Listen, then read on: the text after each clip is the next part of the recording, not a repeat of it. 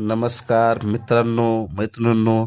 तुम्हाला कालचे नगरपालिका व नगरपंचायतचे निकाल ऐकून धक्का बसला असेल की महायुती 214 नगराध्यक्ष व महाविकास आघाडी फक्त 51 व स्थानिक आघाडी 23.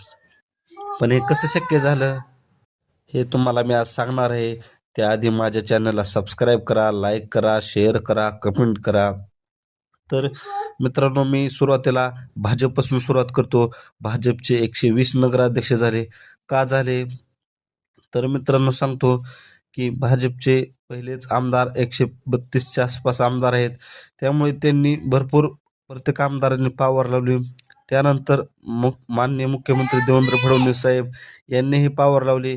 ते स्वतः 1 नंबर खुर्चीवर आहेत व त्यांनी प्रत्येक सभेत असं जनतेला ठणकावून सांगितलं की मी आपला देवाभाऊ आहे, तुम्हाला काही कमी पडू देणार नाही, विकासाच्या बाबतीत मी काही कमी पडू देणार नाही.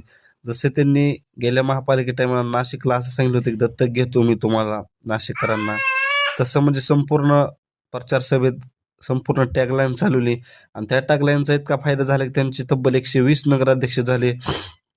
व भाजपचे आता तुम्ही रोज टी व्हीवर बघत असाल, प्रवेश नगरपालिका, नगरसेवक, नगरपंचायतचे कोणताही म्हणजे कार्यकर्ता असला तरी त्यांना प्रवेश दिला जातो.